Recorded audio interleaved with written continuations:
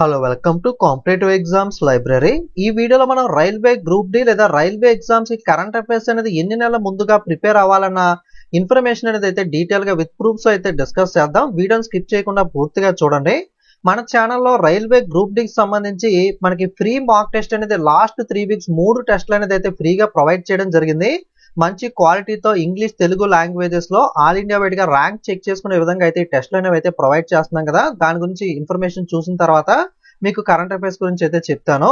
Okay, general గా free అంటే చాలా మందికి కూడా వాల్యూ అయితే తెలీదు, ఫ్రీగా ప్రొవైడ్ చేస్తున్నాం అంటే కనుక. సో అందుకే చాలా మంది ఇంకా అటెంప్ట్ అయితే చేయలేదు. ఎవ్రీ వీక్ కూడా న్యూ టెస్ట్ అనేది, అలాగే మీరు ఎగ్జామ్ రాసిన తర్వాత ఆల్ ఇండియా వైడ్ గా మీకు ర్యాంక్ ఎంత వచ్చింది కంపేర్ చేసుకుని, ఓకే మీరు ఏ పొజిషన్ లో ఉన్నారు ఏంటి, ఇలా కంప్లీట్ రిపోర్ట్ అనేది ఈ స్కోర్ కార్డ్ కి సంబంధించి కంప్లీట్ రిపోర్ట్ అనేది వస్తుంది. టెస్ట్ అనేది యాజ్ ఇట్ ఈస్ గా మెయిన్ ఎగ్జామ్ ఎలా ఉంటుందో అదే విధంగా ఇంగ్లీష్ తెలుగు లాంగ్వేజ్ లో మీకు, అలాగే రీజనల్ లాంగ్వేజ్ అన్నిట్లోనూ కూడా ప్రొవైడ్ చేయడం జరుగుతుంది. ఈ మాక్ టెస్ట్ అనేవి మనకి ఆలివ్ బోర్డు వాళ్ళు అయితే ప్రొవైడ్ చేస్తున్నారు. ఆలివ్ బోర్డు గురించి మీకు ఐడియా ఉండే ఉంటుంది. మంచి క్వాలిటీతో అయితే మనకి టెస్ట్లు అనేవి అయితే ప్రొవైడ్ చేస్తారో. మీరు ఏదైనా పెయిడ్ టెస్ట్ సిరీస్ తీసుకున్నా ఒకసారి దాంతో కూడా ఈ ఫ్రీ టెస్ట్ అనేది కంపేర్ చేసి చూడండి, క్వాలిటీ అనేది మీకే తెలుస్తుంది. ఈ టెస్ట్ కేవలం 2 రోజులు మాత్రమే, వెడ్నెస్డే థర్స్డే ఈ రోజు రేపు మాత్రమే అందుబాటులో ఉంటుంది. రేపు 7 PM దాకా అందుబాటులో ఉంటుంది. కాబట్టి ఎవరన్నా అటెంప్ట్ చేయని వాళ్ళు ఉంటే కనుక, ఎందుకంటే ఎవ్రీ వీక్ కూడా మీకు డిఫరెంట్ టెస్ట్ అనేది ఉంటుంది. ఆల్రెడీ లాస్ట్ 3 వీక్స్ చాలా మంది రాసే ఉంటారు. ఈ వీక్ కూడా అటెంప్ట్ అయితే చేయండి. సో మీకు ఒక ఐడియా వస్తుంది మీ ప్రిపరేషన్ అనేది ఎలా ఉంది, మనకి ఆల్ ఇండియా వైడ్ గా కంపేర్ చేస్తే కాంపిటీషన్ లో మీరు ఏ ప్లేస్ లో ఉన్నారు, ఇలాంటివి ఐడియా వస్తాయి. కాబట్టి నేను ఒక లింక్ అనేది ఈ వీడియో డిస్క్రిప్షన్ లోను కామెంట్ సెక్షన్ లో పిన్ చేస్తాను. అలాగే మన టెలిగ్రామ్ ఛానల్లోను అలాగే ఇన్స్టాగ్రామ్ స్టోరీలోను కూడా పోస్ట్ చేస్తాను. ఎక్కడో ద్వారా ఆ లింక్ ద్వారా క్లిక్ చేసి మాత్రమే మీరు టెస్ట్ అటెంప్ట్ చేయండి. అప్పుడే ఫ్రీగా మీకు యాక్సెస్ అయితే దొరుకుతుంది. నేను ఇచ్చిన లింక్ మీద క్లిక్ చేస్తే ఈ విధంగా ఓపెన్ అవుతుంది. ఇక్కడ గూగుల్ మీద క్లిక్ చేసి మీరు డైరెక్ట్ గా మీ మెయిల్ ఐడితో డైరెక్ట్ గా మీ మొబైల్ లేదా సిస్టమ్ లో ఆల్రెడీ మెయిల్ సేవ్ చేసి ఉంటుంది కాబట్టి దాని మీద క్లిక్ చేస్తే డైరెక్ట్ గా లాగిన్ అయిపోతుంది. లేదా సైన్ అప్ అయి తర్వాత లాగిన్ అవ్వండి. లాగిన్ అయిన తర్వాత ఈ విధంగా ఓపెన్ అవుతుంది. ఇక్కడ అవైలబుల్ టిల్ March 6 7 PM అని ఉంది కదా. మార్చ్ 6వ తారీఖు 7 PM దాకా మాత్రమే టెస్ట్ అందుబాటులో ఉంటుంది.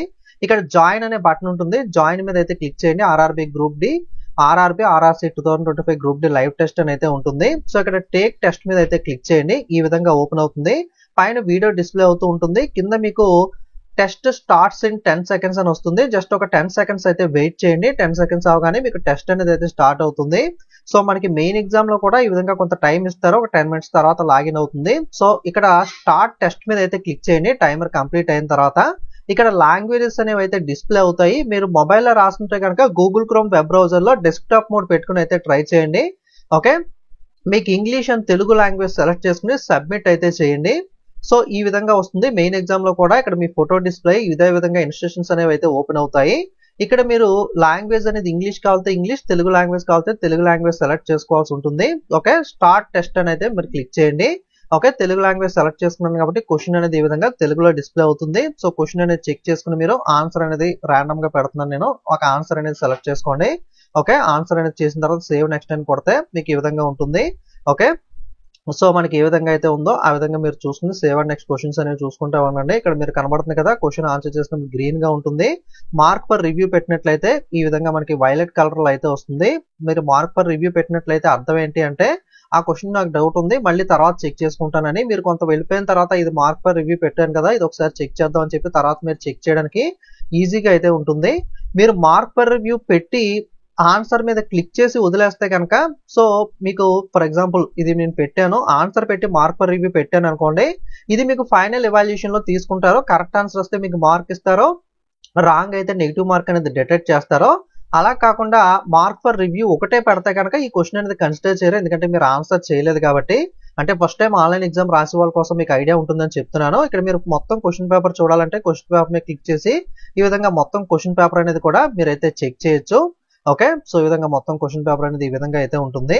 ఓకే, సో ఈ విధంగా మీరు ఎగ్జామ్స్ అనేవి అయితే అటెంప్ట్ చేయొచ్చు. మీరు క్వశ్చన్స్ అనేవి రాసేటప్పుడు ఫర్ ఎగ్జాంపుల్ ఈ క్వశ్చన్ మీకు తెలుగు లాంగ్వేజ్ పెట్టుకున్నప్పటికీ కూడా మీకు మ్యాథ్స్ లో కొంచెం తెలుగు ఐడియా లేదు, ఇంగ్లీష్ టెర్మినాలజీ చూడాలనుకుంటున్నారంటే ఇక్కడ పైన లాంగ్వేజ్ దగ్గరికి వెళ్ళి ఇంగ్లీష్ లోకి మార్చుకుంటే క్వశ్చన్ అనేది ఇంగ్లీష్ లో వస్తుంది.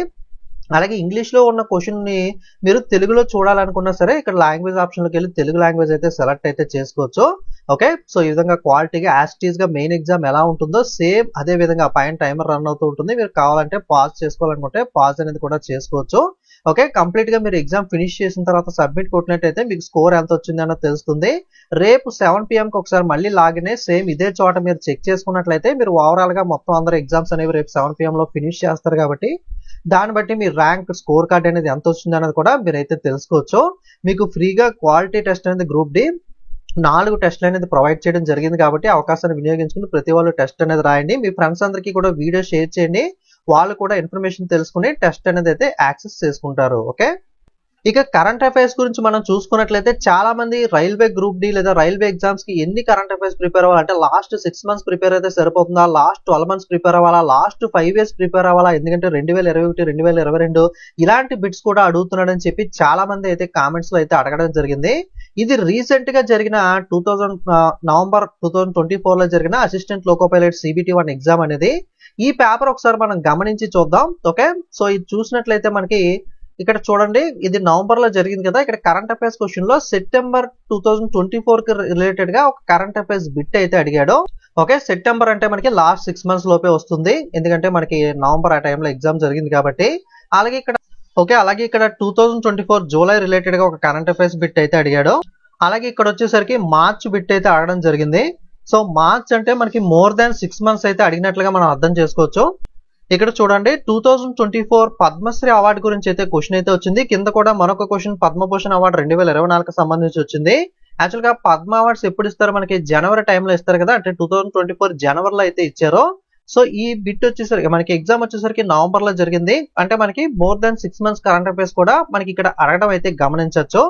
ఓకే, సో మీకు రీసెంట్ గా జరిగిన అసిస్టెంట్ లోకో పైలట్ పేపర్ లో కొన్ని బిట్స్ అయితే చూపించింది కదా, మీకు ఒక ఐడియా వచ్చింది అనుకుంటున్నాను. సో ఇప్పుడు కొంచెం చెప్తాను చూడండి, మీకు డౌట్ రావచ్చు. ఇప్పుడు లాస్ట్ 6 months చదవాలా, లాస్ట్ 12 months చదవాలా, కొన్ని సార్లు కొన్ని బిట్స్ అనేవి ఇంకా ఓల్డ్ కూడా ఇస్తూ ఉంటాడు కదా. అంటే ఫర్ ఎగ్జాంపుల్ ఇక్కడ చూడండి, ఖేలో ఇండియా పారా గేమ్స్ 2023 డాష్ లో జరిగాయి అంటే ఇక్కడ 2023కి సంబంధించిన బిట్ కూడా అడిగాడు. అంటే మనం మోర్ దాన్ 1 year 2 years కూడా చదవాలా అని చెప్పి మీకు డౌట్ రావచ్చు, ఎందుకంటే ఇది 2023లో బిట్ కూడా అడగడం జరిగింది. ఓకే, జనరల్ గా మనకి గ్రూప్ డి కి సంబంధించి మనకి current affairs plus general awareness కలిపి కేవలం 20 మార్కులకు మాత్రమే ఉంటాయి. కరెంట్ అఫైర్స్ నుండి అంత ఎక్కువ బిట్స్ అయితే రావు. 20 మార్కుల్లో కూడా మనకి జనరల్ అవేర్నెస్, స్టాటిక్ జీకే ఇలాంటి బిట్స్ అన్ని కూడా అడుగుతూ ఉంటాడు. ఓకే, సో మరి ఈ మార్కుల కోసం మనం ఎంత కరెంట్ అఫైర్స్ చదవాలి అని మీకు డౌట్ రావచ్చు.